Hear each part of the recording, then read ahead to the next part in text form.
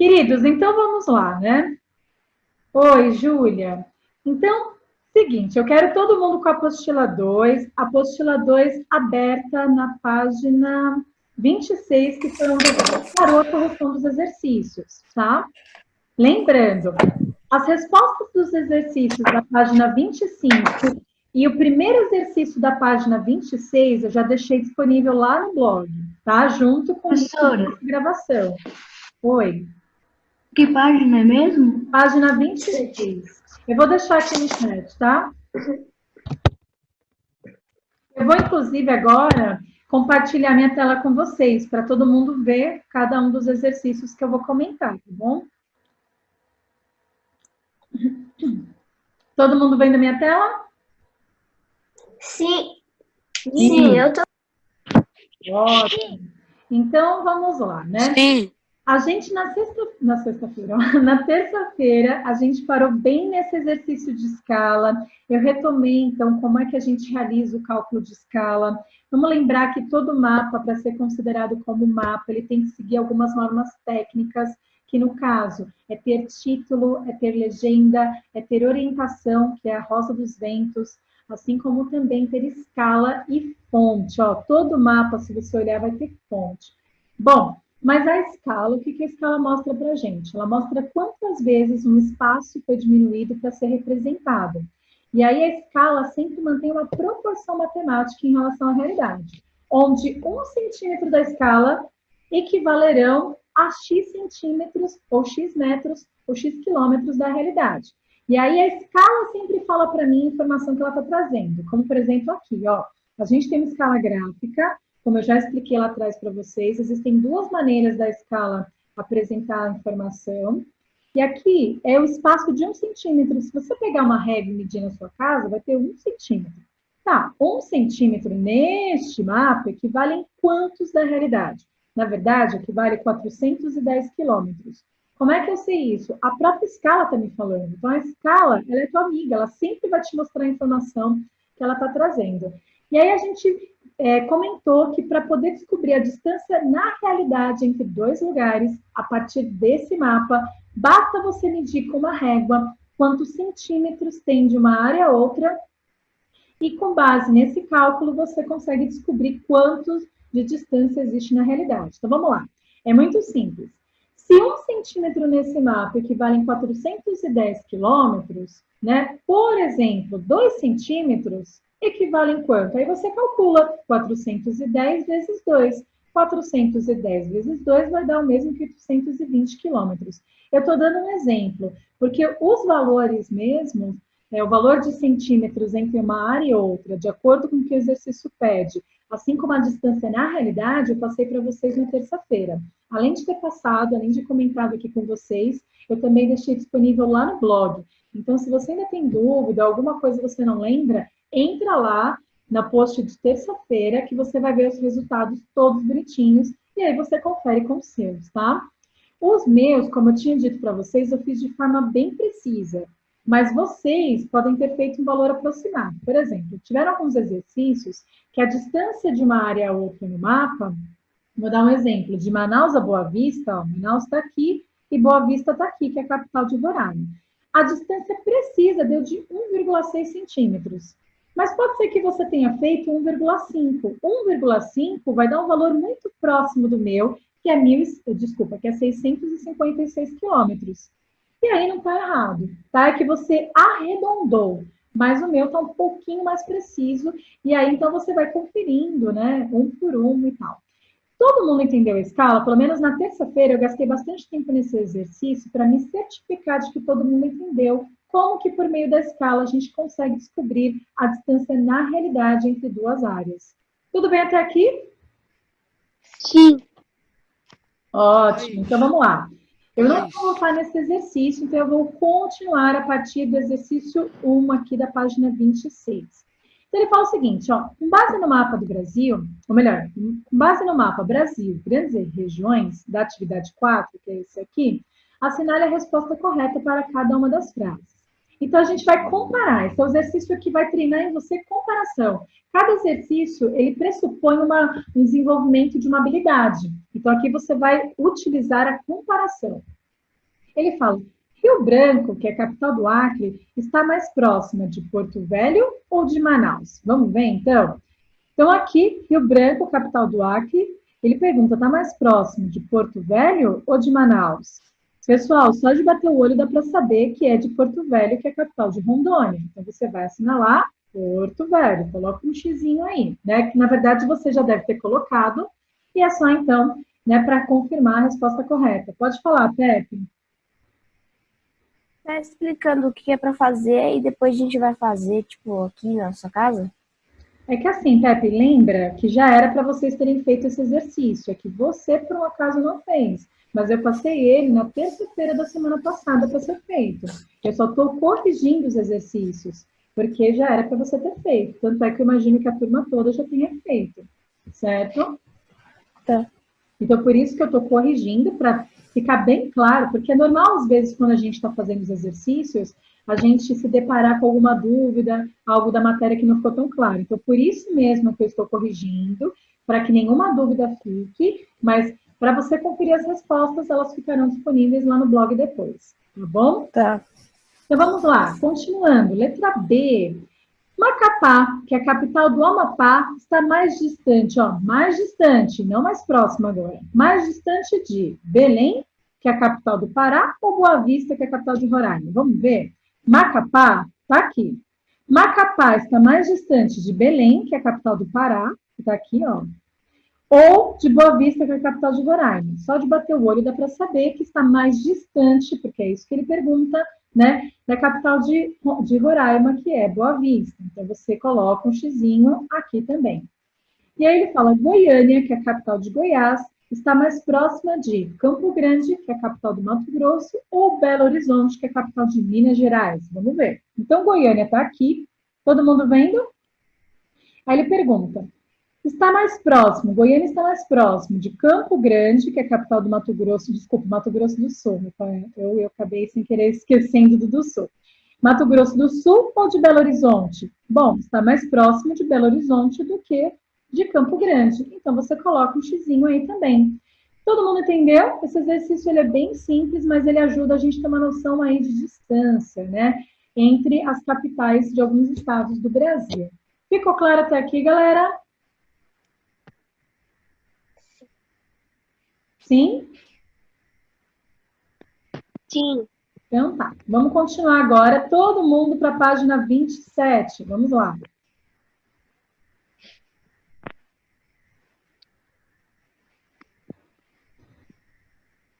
Todo mundo já com a apostila aberta na página 27? Sim, professora. Então vamos lá. Esse exercício Sim. 8, ele está mostrando então o mapa para gente. Lembra que para a gente ler mapa existe um passo a passo que eu já falei para vocês em sala de aula. Então, a primeira coisa que a gente tem que fazer é ver o título, porque a partir do título a gente já sabe que local está sendo representado e o que daquele local, uma vez que a gente já disse que é impossível o mapa representar 100% a realidade. Então, ele sempre representa um tema da realidade. Nesse caso, a gente tem o mapa do Brasil e com a vegetação que atualmente existe no Brasil. E aí ele está mostrando aqui as áreas de floresta amazônica, a Mata Atlântica, a Mata dos Pinhais, que também é conhecida como Mata das Araucárias, o Cerrado, o Caatinga, né? E assim por diante. Inclusive, a área desmatada. Então, aqui tudo em vermelho é a área que o ser humano já desmatou. Eu vou pedir para vocês deixarem o microfone no mudo, pessoal, porque o barulhinho que às vezes você faz na sua casa interfere aqui na nossa aula. Então, por favor, coloque o seu microfone no mudo, tá? E aí, quando você tiver dúvida, você levanta a mão, aí eu vou interromper a explicação, e aí você liga o seu microfone, você habilita ele e você tira a sua dúvida, tá? Continuando.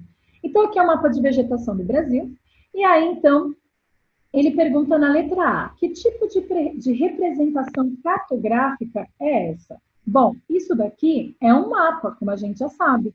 Então, o tipo de representação cartográfica é um mapa. Então, coloca aí na letra A que isso é um mapa, tá? Letra B, que informação esse mapa apresenta? Ele apresenta os diferentes tipos de vegetação que existem no Brasil, assim como também as áreas desmatadas. Então, você deixa aí bonitinho na resposta, tá? Letra C. Essa Larissa, representação, pode falar. a minha B, eu coloquei que a representação dele é dos biomas, tá certo? Tá certo. Tipos de vegetação e biomas, né, está correto. Na verdade, bioma, ou melhor, que eu falo tipos de vegetação, porque o termo bioma a gente ainda não estudou juntos, né? Mas pode colocar tipos de vegetação ou bioma que os dois estão corretos, tá bom? Vamos lá. Larissa, Oi. por que falam que a Amazônia é um dos lugares mais devastados do Brasil, sendo que, pelo que está aparecendo nesse mapa, o Amazonas é um das cidades que está com menos desmatamento. Legal a sua pergunta, Fê. Na verdade, as notícias que você deve estar citando, né, que sempre saem, que na verdade a Amazônia está sendo o bioma que mais está sendo devastado. Então, que atualmente é o que mais está sendo desmatado.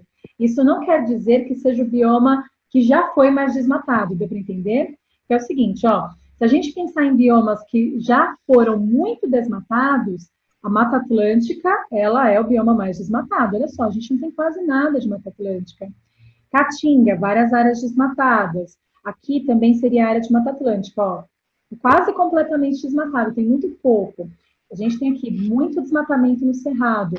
A floresta amazônica atualmente tem sofrido muito desmatamento, mas ainda não é o bioma mais desmatado. Ainda.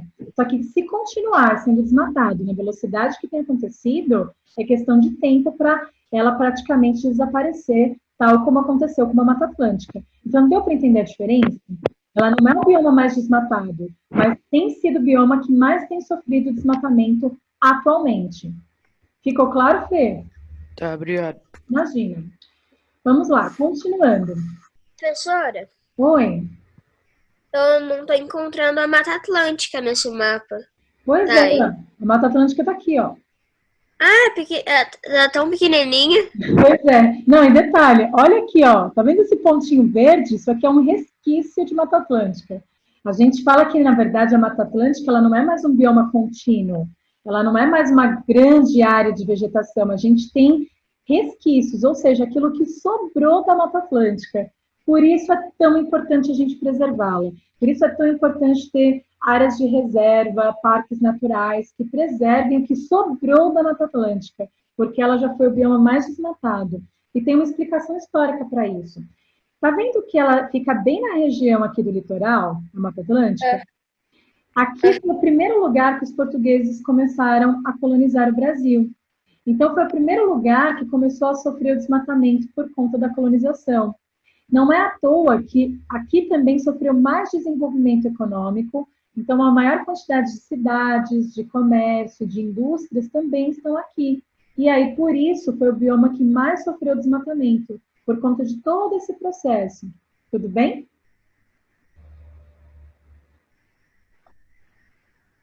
Sim? Enzo, você está no mudo, mas eu vi você respondendo com o lábio, então eu vou dar continuidade à correção, tá bom? Vamos lá, letra C. Essa representação cartográfica é quantitativa ou qualitativa? Por quê? Aí a gente tem que lembrar uma matéria que a gente viu lá atrás, antes das férias, por meio de videoaula, está lá disponível no blog para vocês. Que é o seguinte, existem tipos de mapa. Como assim, Pro? Existem os mapas quantitativos, os qualitativos, aqueles que passam uma ideia de fluxo, né, que vão ter várias setas, inclusive, e são diferentes tipos de mapa que vão trazer diferentes tipos de informação. Para a gente lembrar, os mapas qualitativos são aqueles que vão mostrar variações de um mesmo tema, como esse mapa aqui, ó, que mostra vários tipos de vegetação. Né? Então, qual que é o tema em comum? Vegetação. E o que ele está mostrando aqui? Vários tipos de vegetação, certo? Então, ele é um mapa qualitativo, que ele vai mostrar o que existe nesse espaço referente ao mesmo tema, os elementos que compõem esse espaço. Já os mapas quantitativos, eles trazem a ideia de quantidade, então eles sempre vão mostrar quantidade, né? Por exemplo, que são aqueles mapas que mostram quantidade de população, que existem algumas áreas que têm mais pessoas do que outras, e a ideia desses mapas é mostrar quantidade. Aqui os mapas qualitativos, então, é mostrar diferentes elementos que compõem o espaço, principalmente referente ao mesmo tema, que no caso aqui são os tipos de vegetação. Pepe, pode falar.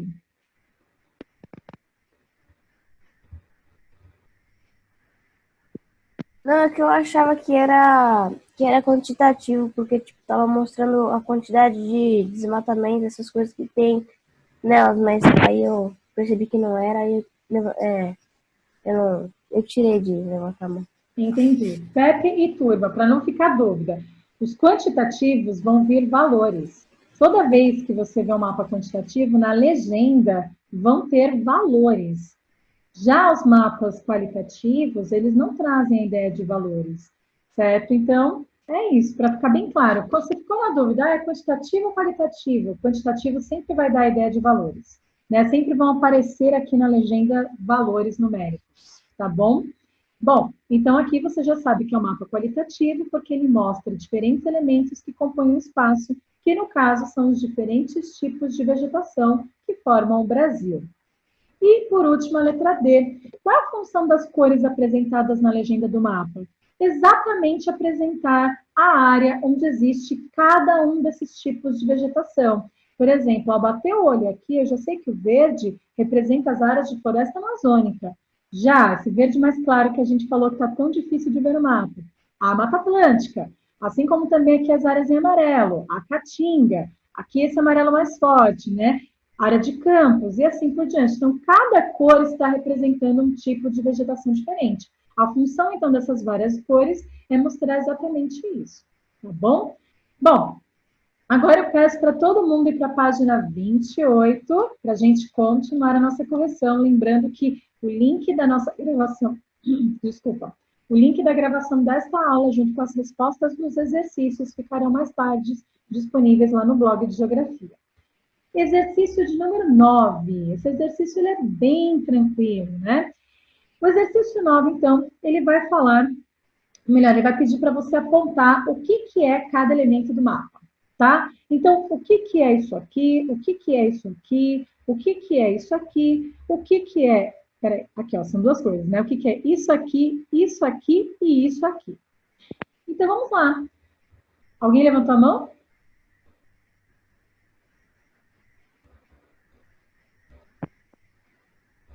Alguém levantou a mão?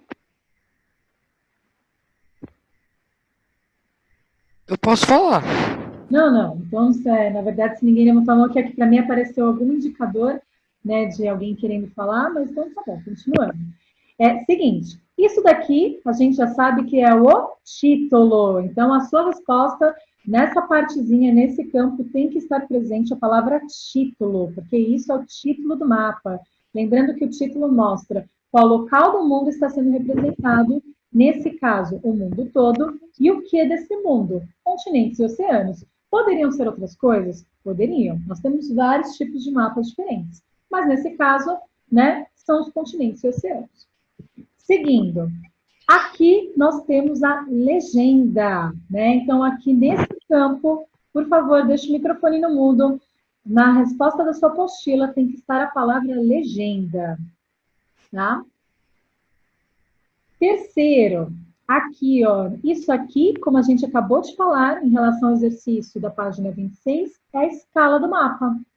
Então, aqui nesse campo, tem que estar escrito aí na sua apostila, escala. Isso daqui é uma rosa dos ventos, e a rosa dos ventos dá a ideia de orientação. Então, isso daqui é o mesmo que a orientação que vai existir nos mapas. Então, por meio disso aqui, a gente sabe para onde é o norte, para onde é o leste, para onde é o oeste e para onde é o sul. Assim como também a gente... Larissa, Pode falar.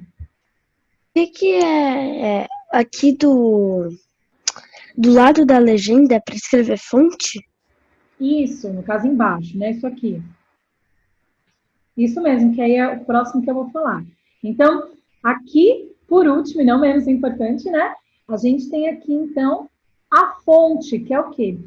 A fonte é quem fez o mapa, né? Da onde esse mapa saiu? No caso, saiu do IBGE, que é o Instituto Brasileiro de Geografia e Estatística, que é o órgão responsável no Brasil por fazer o levantamento de dados a respeito do território brasileiro, diferentes tipos de dados, assim como também de elaborar os mapas do Brasil e também de outras áreas do mundo, tá?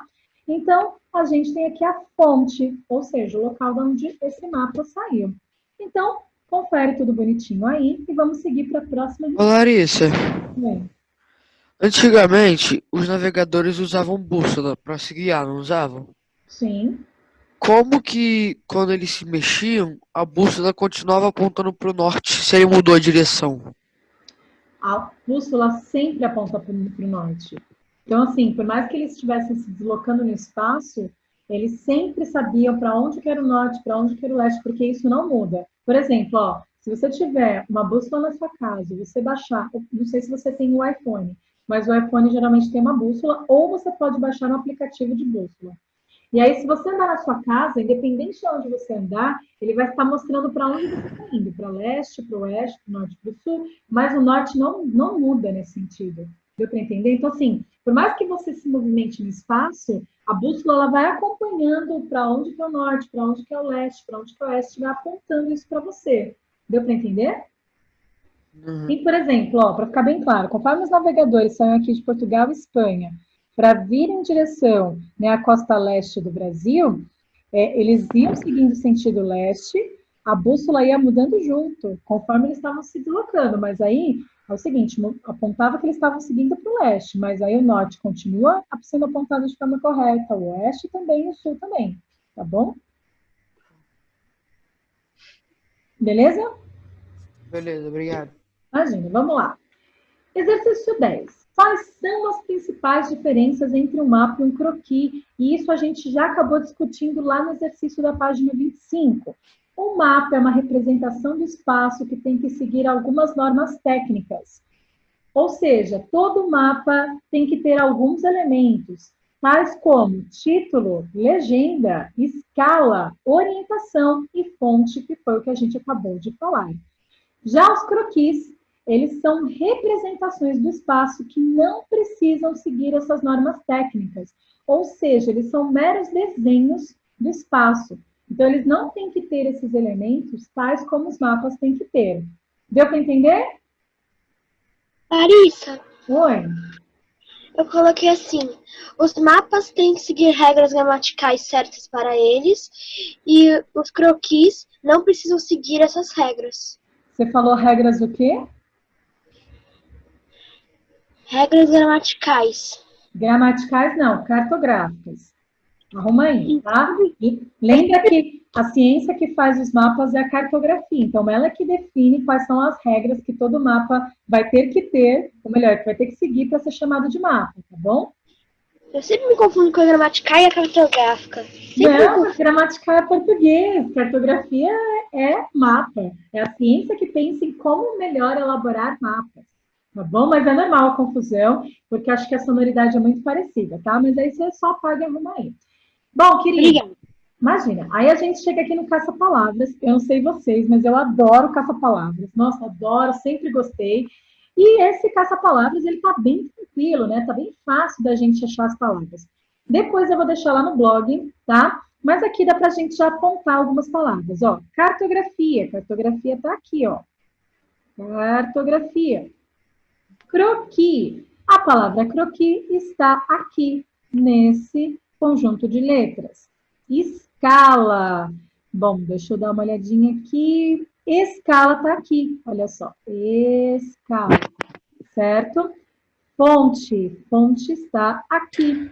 Ô Larissa, quando eu fui fazer, eu consegui perceber que as letras que estavam formando a palavra estavam um pouco maior do que as letras que não estavam sendo usadas. Olha, eu não tinha pensado nisso, mas você tem razão, é verdade, você tem razão. Bem observado. Mas ótimo que você observou isso e continuando, né? Então, globo é a próxima palavra que está aqui. Legenda está aqui. E por último, planta que está aqui. Mas depois eu deixo isso lá bonitinho no blog para vocês. Agora, eu quero que vocês vão para a página 30, desculpa, 29, 30 não. Página 29. Tudo bem até aqui, pessoal? Sim? Ótimo. Então, vamos lá. Sim, professora. O exercício 12 da maquete não era para fazer, como eu tinha falado para vocês. Esse tipo de exercício, melhor dizendo, tipo de trabalho, toda vez que no meio dos exercícios aparecer um trabalho, porque isso é um trabalho, A não ser que eu fale para vocês fazerem, a não ser que eu peça, desconsidera e segue para o próximo, que é o que a gente vai fazer aqui. No caso, então, exercício 13, né? Que ele fala, sobre as maquetes, responda, o que são as maquetes? As maquetes, tal como eu expliquei para vocês numa transmissão ao vivo, e também deixei uma videoaula para vocês lá no blog, as maquetes são representações tridimensionais. O que é isso? Elas têm altura, largura e profundidade. Então, são representações tridimensionais de uma parte do espaço, ou seja, de um certo espaço, tá? Então, isso tem que estar presente na sua resposta. E aí, a letra B pergunta o seguinte, quais são os seus principais usos? Em geral, as maquetes, elas são utilizadas para representar certas áreas, ou melhor dizendo, certos aspectos, deixa eu melhorar, certas características de um espaço, como, por exemplo, o relevo dessa área, qual é a vegetação que vai existir nessa área, as construções que vão existir numa certa área, quais são as características das construções, né? Quando eu estava explicando essa matéria para vocês, na apostila de vocês tem uma foto mostrando uma maquete de uma área de comunidade. E como é que eu sei que é uma comunidade? Pelos tipos de construção. Então, as maquetes, elas têm como intuito mostrar elementos do espaço, né, e as características que formam esse espaço. Por gentileza, deixe o microfone no mudo, como eu já pedi para vocês, tá? Certo, pessoal? Certo. Então, ótimo. E aí, essas respostas depois eu deixo lá no blog para vocês também, né? Só para confirmar aquilo que eu estou falando, ó. Ao ver essa maquete aqui, eu estou vendo a disposição espacial das ruas, eu estou vendo as construções que formam cada um desses quarteirões, e isso mostra as características que esse espaço tem. E é exatamente essa a ideia, essa é a função das maquetes, tá? E aí, agora, eu quero que vocês vão para a página 30. Página 30, né? Então, tem esse texto a respeito dos mapas, que era para vocês, então, lerem bonitinho, verem essa imagem. Galera, eu já expliquei para vocês que tipo de mapa é esse. Esse daqui é um mapa que a gente chama de topográfico. O que ele vai mostrar? Ele vai mostrar a diferença de altitude do relevo, ou seja, de altura do relevo. Lembrando que a altitude é a altura do relevo em relação ao nível do mar. E esse mapa aqui mostra exatamente isso. E eu já te ensinei a ver esse mapa também, ou melhor, a ler esse mapa da seguinte maneira. Toda vez, isso é para sempre, para o resto da sua vida, que apresenta as áreas em verde, nesse tipo de mapa, as áreas em verde são as áreas mais planas, as áreas que o relevo é mais plano, área de planície. Já, conforme a cor vai ficando mais forte, ó, pelo tom de amarelo, depois esse amarelo mais forte, isso vai indicando que esse relevo está ficando mais alto, que a altitude, ou seja, a altura dele está ficando mais elevada. Então, aqui as áreas em amarelo, quer dizer que esse relevo já está um pouco mais alto do que nas áreas em verde, que são as áreas de planície, tá? O amarelo mais forte, um pouco mais alto ainda. O vermelho, mais alto ainda. E as áreas mais altas de todas sempre são representadas pela cor marrom. Tudo bem até aqui? Sim? Opa, acabei até pulando sem querer aqui. Pronto. Aí, depois, ele pede para você de ler, então, todo o texto, assim como também ver aquela imagem, você responder aqui. Releia o poema e sublinhe os trechos em que a autora trata da escala dos mapas. Existem vários, né, turma? Você poderia citar a escala de diferentes maneiras, tá? Eu vou pedir, então, para Laura falar para mim qual foi um dos trechos que ela destacou.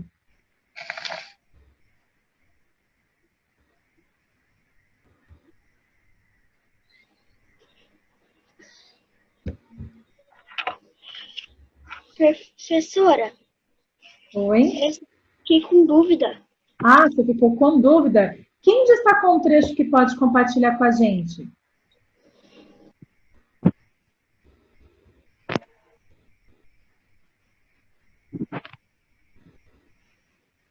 Ninguém?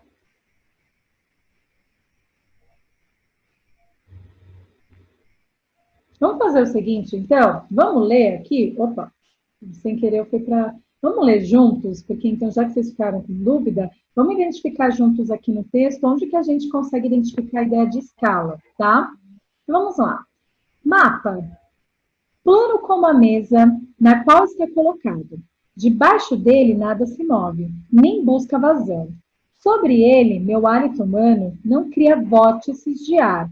E aí, o que é vórtice? Vamos lá, né? Aqui opa, desculpa, gente. É que às vezes a apostila faz isso, ó. Vórtice está aqui, ó, redemoinho, furacão, tá? Então, cria um redemoinho, um furacão de ar e deixa toda a superfície em silêncio. Suas planícies, vales são sempre verdes. Os planaltos, montanhas, amarelos e marrons. E os mares, oceanos, de um azul delicado, nas margens fendidas. Tudo aqui é pequeno, próximo, acessível. Aqui a gente consegue ter noção de escala. Lembra que a escala mostra quantas vezes um lugar foi diminuindo. Então, quer dizer que ele ficou menor, ele está mais pequeno para ser representado. Olha só, aqui a gente já consegue ter essa ideia. Posso tocar os vulcões com a ponta da unha. Vamos pensar que se fosse na realidade, a gente nunca ia conseguir tocar, né, a ponta de um vulcão com a unha. Primeiro porque a temperatura é super elevada, é impossível. E segundo também porque não é só uma partezinha, né, de um vulcão, na verdade essa é uma cratera imensa. Então, isso mostra que esse vulcão foi diminuído para ser representado, a ponto de eu conseguir tocar toda a cratera dele com o dedo. Também passa a ideia de escala, olha só. Acariciar os polos sem luvas grossas. Nossa, para a gente conseguir pegar a região do polo toda com a mão, né, acariciar, passar a mão em cima, quer dizer que ela foi diminuída para ser representada. Também passando a ideia de escala. Com um olhar, posso abarcar cada deserto. Nossa, para conseguir enxergar todos os desertos do mundo, que são vários ao mesmo tempo, só se todos eles forem diminuídos para serem representados. Também passando a ideia de escala. Junto com o rio, logo ali ao lado. Gente, olha aí na sua casa, não tem nenhum rio aí do lado.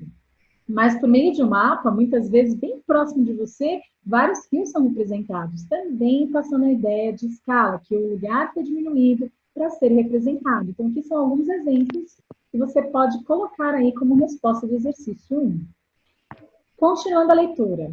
Selvas são assinaladas com arvorezinhas. Arvorezinhas? Né? Se as árvores são pequenas, isso também demonstra que as árvores foram diminuídas muitas e muitas vezes para serem representadas, entre as quais seria difícil se perder.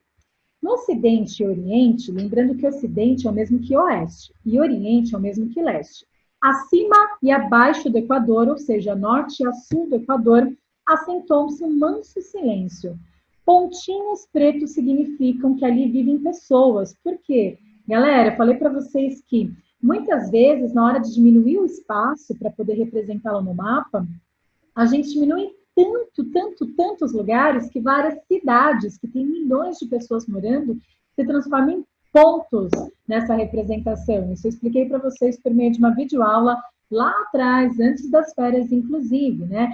Que isso é aquilo que a gente chama de símbolos da cartografia. Os lugares, muitas vezes, são representados por meio de um ponto, né? Mas ali vivem milhões de pessoas, também passando a ideia de escala. Valas comuns e súbitas ruínas não cabem nesse quadro. As fronteiras dos países mal são visíveis, como se hesitassem entre ser e não ser. Hesitar. Aqui, ficar indeciso, né? Porque muitas vezes, ao diminuir muito o espaço, a gente não consegue nem mais mostrar as fronteiras que existem entre as áreas. Então, por isso, é como se elas deixassem, às vezes, de existir. Gosto dos mapas, porque mentem, porque não dão acesso à dura verdade, porque generosos e bem-humorados estendem-me na mesa um mundo que não é deste mundo. Então, assim, os mapas, lembra, eles não mostram 100% a realidade. Então, os mapas, eles não mostram muitas coisas que não são boas com relação à realidade. Exemplo, vamos pensar no mapa da cidade de São Paulo. Ao ver o mapa da cidade de São Paulo, a gente não vê as milhões de pessoas que, infelizmente, não têm acesso à água tratada e coleta de esgoto, que, infelizmente, moram nas ruas, que, infelizmente, passam fome. Então, ela fala que gosta dos mapas porque eles não mostram nessa realidade tão dura que existe também nos espaços. Mas, uma coisa que eu já quero ressaltar que tem a ver com um dos exercícios que estão aqui listados. A gente pode ter diferentes tipos de mapa, inclusive mapas que mostrem essa dura realidade. tá? A gente consegue ter dados de pobreza, miséria, fome, população de rua. Então, a gente pode ter mapas que mostrem, sim, essas questões do espaço. Tudo bem? Então, aqui, como eu já dei vários exemplos para vocês, vocês podem pegar um marca-texto e destacar aí vários trechos que mostram a ideia de escala. 2. O texto menciona algumas convenções cartográficas. Quais? No caso, então, a própria escala, o que é convenção? Convenção é um padrão, é que tem que seguir. Então, ele passa a ideia de escala e também, vamos lembrar que por meio das cores, né, assim como também dos pontos e das árvores, são símbolos cartográficos que são utilizados para poder representar as áreas. Então, ele fala do azul, ele fala do verde, ele fala do amarelo, que são as cores que a cartografia vai usar para representar diferentes elementos do espaço. Assim como pontos e arvorezinhas, são também símbolos fotográficos que são padronizados, que têm que ser utilizados na hora de representar elementos do espaço. Então, isso é uma convenção e por isso você pode responder isso no exercício 2. O 3, galera, por que o autor afirma que os mapas mentem? Por conta disso que eu acabei de falar. Os mapas não mostram 100% em realidade de um lugar. E muitas vezes eles não mostram uma realidade que não é tão legal a respeito de um lugar, né? Que infelizmente tem uma série de problemas. Tudo bem? 4. Por que Wisława, no caso é a autora, tá, gente? Por que Wisława diz gostar dos mapas? Converse com os colegas e com o professor a respeito do assunto. Porque ela fala que os mapas não mostram essa dura realidade que muitas vezes existem nos lugares, que existem nos espaços. Por isso que ela gosta, né? Mas, lembrando, vamos lembrar que a gente pode fazer mapas só para mostrar essas questões que não são tão legais, essas duras realidades que também fazem parte de um espaço. Exemplo, eu não sei onde vocês moram, mas eu sei que muitos moram em Higienópolis, né? Mas um pouquinho mais para Santa Cecília, existe já uma diferença muito grande. A gente já começa a perceber uma população de rua mais numerosa. Eu posso fazer um mapa só mostrando isso? Só mostrando a população de rua e onde que essa população se concentra nos bairros de Higienópolis e Santa Cecília? Posso. E aí é mostrar uma parte da realidade que não é tão legal? Sim. Eu posso fazer isso, eu posso mostrar, por exemplo, só as áreas em que tem restaurante, só as áreas em que tem, por exemplo, teatro, só as áreas em que tem mercado e assim por diante. Deu para perceber? Então, os mapas, eles dão todas essas possibilidades, tá bom? E o 5 é para você fazer um textinho, né, a respeito de como, então, o texto, né, e os mapas, eles podem enriquecer e melhorar, né, a sua visão de mundo, a interpretação que a gente faz a respeito do mundo. Tudo bem, galera? Ficou claro até aqui?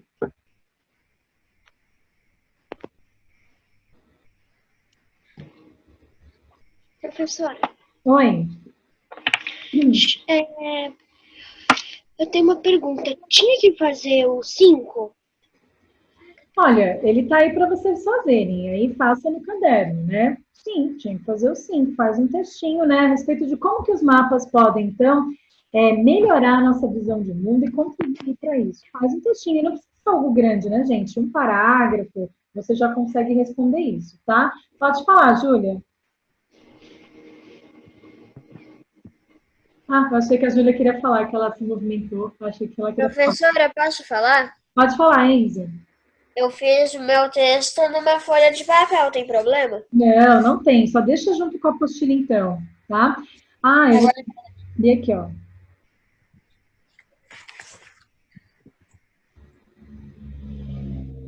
Nossa, eu não sabia disso. Pois é, gente. Infelizmente, aqui no Brasil, a gente tem um problema grave de defesa das áreas de biomas. Assim, tem muitas pessoas que acabam matando outras pessoas para poder chegar lá e desmatar essas áreas, tirar árvores. Por exemplo, eu não sei se vocês têm visto nos jornais, o desmatamento na Amazônia agora, na quarentena, ele está mais alto do que ele estava anteriormente.